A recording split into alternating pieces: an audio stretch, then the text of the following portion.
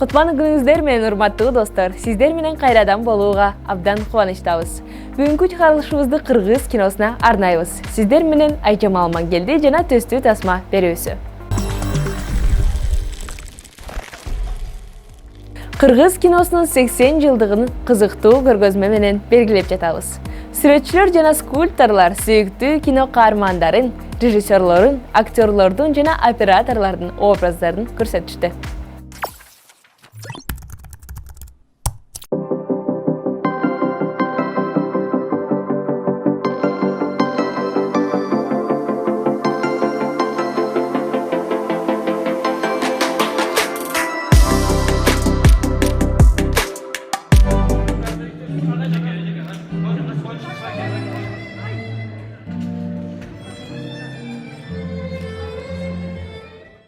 Улуттук кинонун 80 жылдыгына карата Гапар Айтиев атындагы көркөм сүрөт музейинде Бейне аттуу кызыктуу көргөзмө ачылды.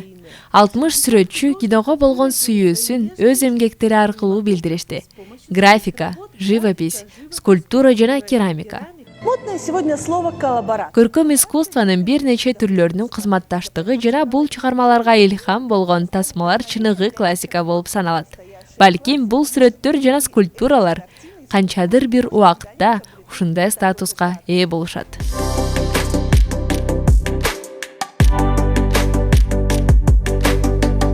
Живописте жана скульптурада таанымал жүздөр жана сүрөттөр. Бул жерде Ысык көлдүн кызгалдактары тасмасынан каралды. Бул болсо ак кемедеги бала. Бул жерде Кызыл алма. Сиз залдарды аралап, сүйүктүү тасмаларыңызды көрүп жаткандайсыз. Фильмы.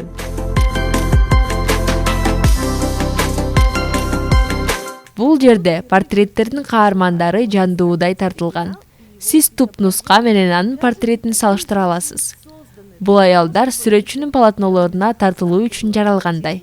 Актриса Айтурган Темирова өзүнүн портретин биринчи жолу көрдү. Бул биринчи жолу. Мага абдан жакты. Албетте, күтүүсүз. Мен өзүмдү бул жерден көрдүм. Тасмадан алынган экен. Сүрөтчүлөр таланттуу, азаматтар. Быйыл улуу режиссер Болот Шамшиевдин 80 жылдыгы белгиленет. Иш-чара жакшы өтүп жатат. Мен абдан кубанычтамын жана сүрөтчүлөрдү колдообузду каалайт элем. Бул жерде көп жаштарды көрдүм. Аларда ушундай тасма бар экенин жана ошондой эле актерлор бар экенин билишсин. Есть такие актеры.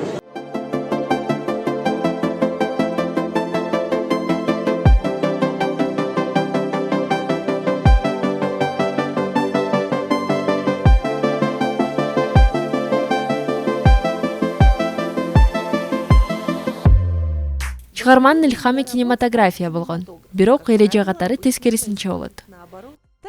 Мисалы кинодо режиссерлор жана операторлор көркөм өнөрдүн шедеврлерин шилтеме катары колдонушат. Вот если говорить, наверное, о киноискусстве. Эгерде кинематография жөнүндө айта турган болсок, ал искусствонун синтези. Көркөм искусство бул олуттуу нерселердин бири. Анткени тасманын авторунун идеясынын сүрөттө пластикалык ишке ашырылышы ошол искусствонун куралдары аркылуу ишке ашырылат. Алар экранда бул образдарды толуктап турган элементтер болуп, экранды көрсөтүүнүн өзгөчөлүктөрүн эске алуу менен камтылган. Өлкөбүздүн кинематографиясынын тарыхынын өзү 50-60 жылдардагы кыргыз керебетинин башатында турган билимдүү адамдардын өтө кызыктуу, терең образдарынын харизмасына негизделген. Очень глубоких, образованных людей, которые стояли у истоков киргизского чуда 50-60-х годов.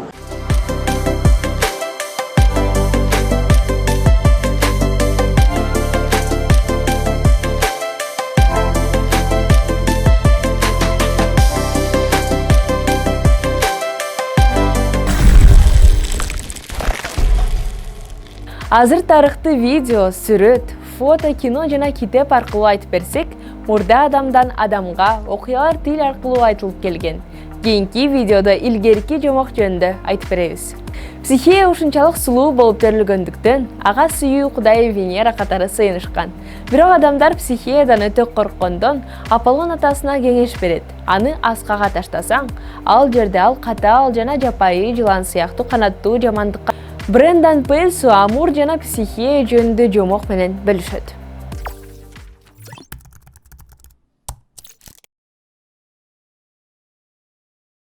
Сулуулук бул каргыш деп атасы таштап кеткен аскадан ылдый карап психея ойлоду. Төрөлгөндөн тарта ал ушунчалык кемчиликсиз сулуулукка ээ болгондуктан ал Венеранын жаңы инкарнациясы, сүйүү кудай деп эсептелген.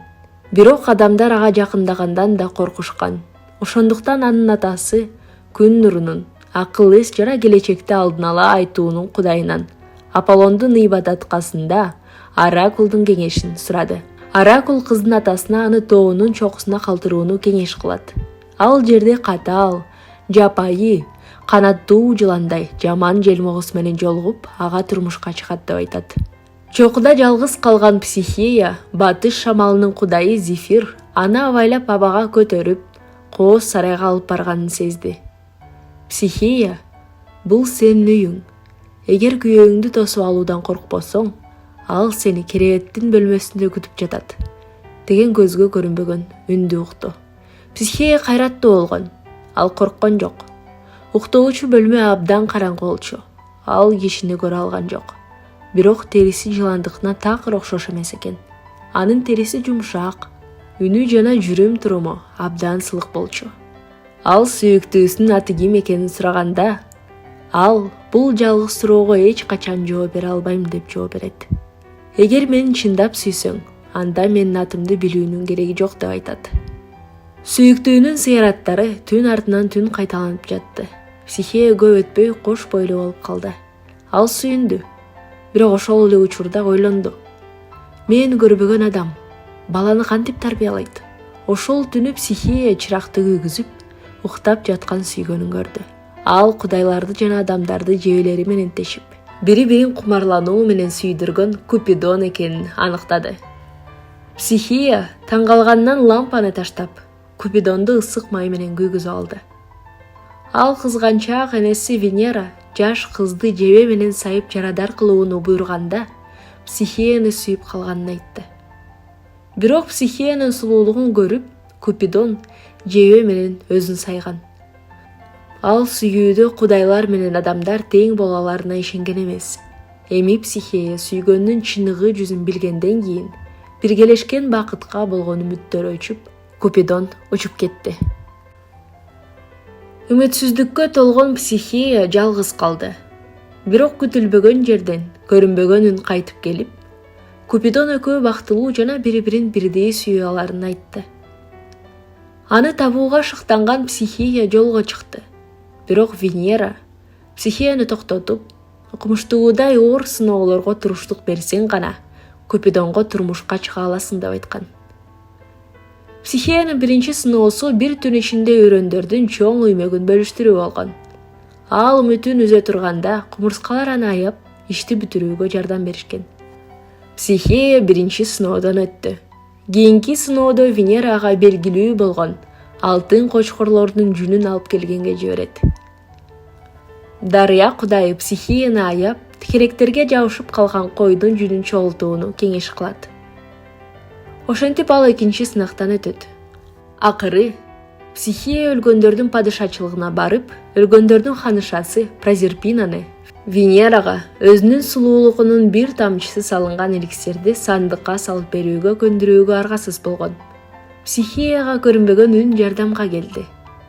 Ал өлгөндөрдүн падышачылыгын кайтарган ит Церберге арпа нанын жана Стикс аркылуу ташкан паромдо иштеген Харанга тыйын алып барууну айтты. Психея акыркы 3-чү сыноодон өтүп, тирүүлөрдүн дүйнөсүнө кайтып келди. Венеранын сарайынын жанында Прозерпинанын сулуулугунун бир тамчысын өзү алат деп үмүттөнүп, сандыкты ачты. Бирок сандыкта сулуулук эмес, түш бар экен. Психея жерге кулап, уктап калды. Ал эми жараларынан айыгып келген Купидон уктап жаткан колуктусуна учуп келди. андан кечирим сурады. Белгисиздиктин алдында коркпогондугу менен Психеяга тең экенин далилдеди. Купидон Психеяга аны өлбөс кылган кудайлардын ширесин берди. Анда көп өтпөй Психея бир кыз төрөп, анын ысымын Рахат деп койгон. Ошондон бери аттары Жан дегенди билдирген. Купидон жана Психея адамдардын жашоосуна сүйүү алып келишкен.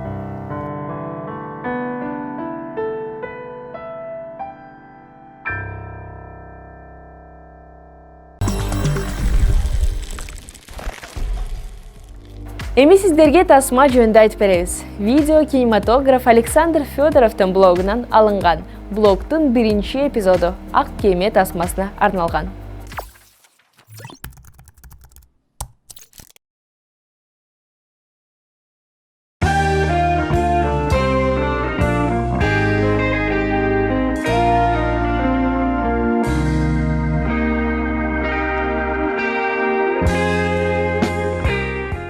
Вот очень интересная история была на съемках «Белый пароход». Кызыктуу окуя болду. Ак кеме тасмасын тартып атканда бизде Москвадан келген суу аквалингисттер болгон. Тасмада биз менен бирге кызмат кылган Васька бугу эненин ролун аткарган. Вообще история такая, что Башынан эле айтып берейин. Васька, который у нас служил на фильме, он играл саму мать Олениху. Получилось так, что Түштүк жээгинде картон менен негизги бөлүктү тартып атканда бала кийикти көргөн сцена учурунда бугулар чоң короодо жашашкан. Баары жакшы болчу. Ал эми Ысык көлүнүн түндүгүндө түндүк уруусунун кыргыздарын ок атуучу жерди кол салып болуп жаткан жерди тартып атканда ал жактагы короо анча эмес экен. Бугу дайыма качып кетчү. Ал жерде тамак берген үчүн кээде өзү кайтып келчү, кээде айдап келчү. Бир күнү аны качкан жерден кеч алып келип, түнгө бактардын арасына байлап коюшкан. Ошол түнү катуу жамгыр жаап, бугу тайгаланып, мүйүзү менен өзү сайып жиберет. Мал доктурду чакырсак, кеч болуп калды дешти. Анан аны сойгонго аргасыз болдук. Тасмада Ороскул мүйүздү кесип жаткан сценаны тартуу үчүн башы керек эле. Ошентип бугунун башын сактоого балыкчы эт комбинатына жөнөтүлгөн. Балыкчинский мясокомбинат на сохранение. А по ходу фильма, решая, как все-таки Тасманын жүрүшүндө бешикти бугу эне менен бирге көлдөн чыгуу үчүн бул башты кантип колдонуп ойлонуп аттык. Суу астындагы аквалингисттерди чакыруу чечими кабыл алынды. Жигиттер келгенде 2-3 күн жаан жаап жатты. Андан кийин суу тазаланып, көрүү 1,5-2 метрге жеткен. Анан бугу бешикти жээкке алып чыккан сцена тартылды. Бирок Ороскул бугунун башын кесип аткан сцена үчүн да баш керек болчу. Бала ооруп чыгып, мүйүздөрү кесилип жатканын көргөндө, ал чыдабай караңгылыкка кирет. Караңгылык менен да көп талаштар тартыштар болду. Вот с этой темнотой тоже было очень много споров. Да, вот, кстати, еще там очень интересная была связанная с историей с этими же подводниками, потому что по легенде Уламыш боюнча уруу кол салып, чынаачылар жарылып, кымыз жана сүт көлгө агып, кол агарат. Андан кийин бак-дарактар күйгөндө аскерлердин баары каза болуп, кан көлгө агып кызарат. Кровь стекает в озеро, и озеро окрашивается в красный цвет. Естественно, что экологдор көлдү химия менен боёого тыюу салышкан. Биз башка жолун таптык. Жакын жерде көптөгөн чарбалар бар болчу. Сүт сатып алып, көлдү акка боёдук. Баш сакталган заводдон табигый кызыл боёкту да таптык. Фляга канды өзүнчө чогултуп беришти. Абдан сонун болуп чыкты. Көлгө сүт канча ачылган. Аягында Болот Шамшиев жалпы план менен сценарий тартымын чечти. Сууда бешикти калтырып, кантип кылабыз деп ойлоно баштадык. Анын кичинекей кызы Сүйүү менен апасы Айтурган Темирова тартуу аянтында экени белгилүү болду. Аялы алаксып калганда Болот Сүйүүнү бешикке жаткызды. Бизге кыздын ыйлашы керек болчу. Ал жака жаткызганыбыз үчүн Сүйүү ыйлап калды. Анын ыйы көлгө жаңырды. Уламышта бугу эне анын ыйын угуп, баланы куткарыш үчүн жанына келет. Мен бул съемкаларга катышкам. Мен үчүн көбүнчө жардамалык сүрөттөр эмес, камера артында жашоо кызыктырчу. Жыйынтыгында жаштарыбызга көрсөтүүнү талап кылган чоң архив топтолду. 60-жылдардын керемети кантип жаралганы жөнүндө сүрөттөр. Ал кезде кыргыз тасмасы кыргыз керемети деп аталган. Ошол күндөрдө кыргыз фильм менен грузин фильм кино студиялары Советтер Союзунда гана эмес, бүткүл дүйнө жүзүндө даңазаланган.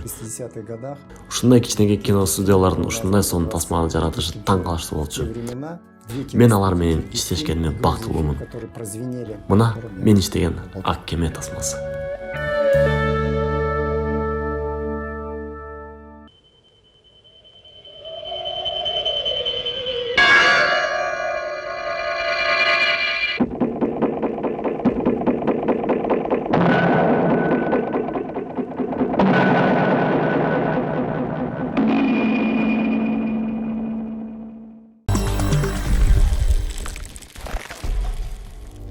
Ошондой эле кийинки эпизод Очкариктин жаралышы жөнүндө тартылган. Режиссер Альгимантас Фидогирис.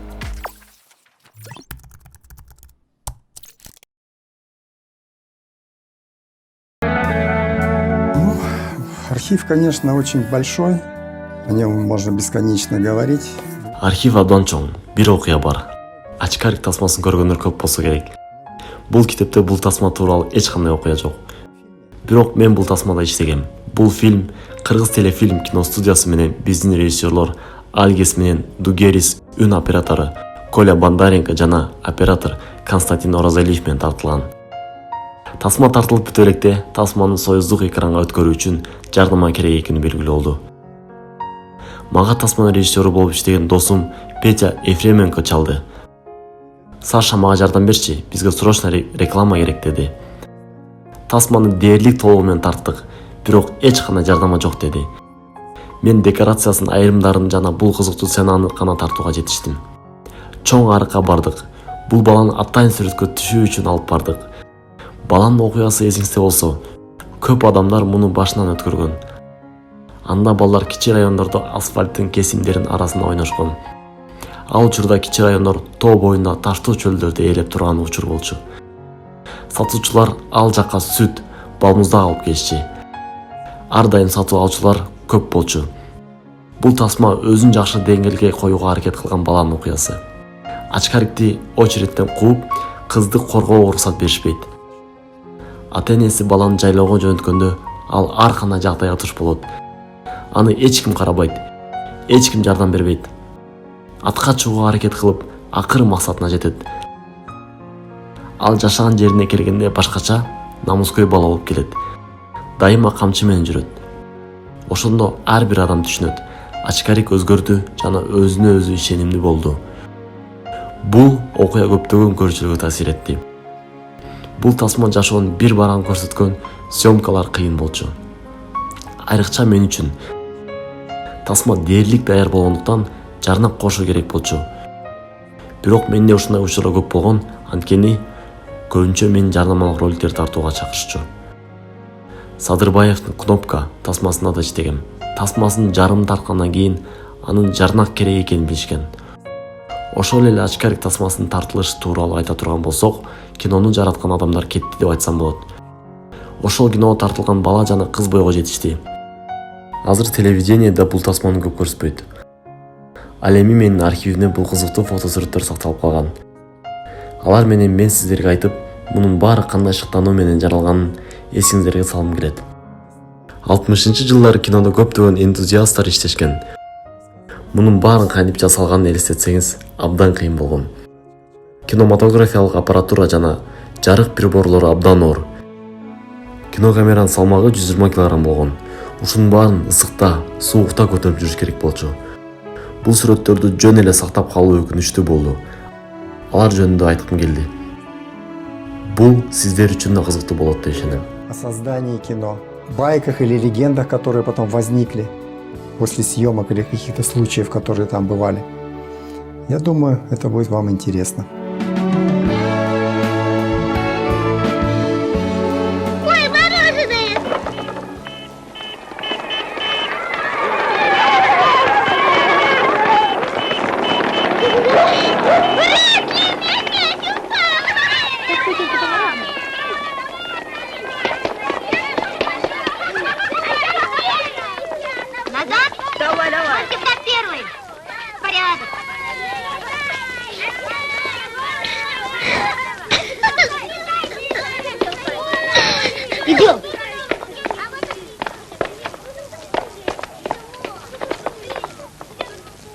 красивая плетка.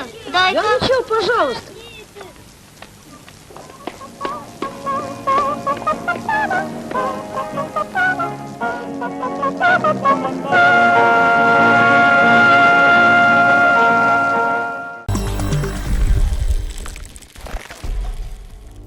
Албек чыгарылышыбыздын аягында назарыңыздарга позитивдүү үрдестени тартуулайбыз.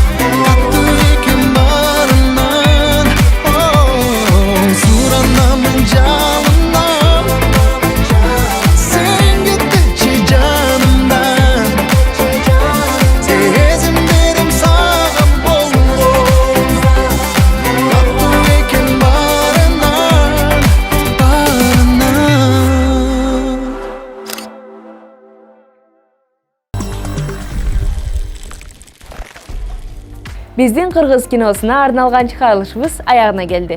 Берүүбүздө ар кандай темаларга сөз кылып, сиздерге пайдалуу болгонго аракет кылабыз. Сиздерди жакшы көрөбүз жана чын ден соолук каалайбыз. Айжамал Мангелди түстө тасма берүүсү, кош калыңыз.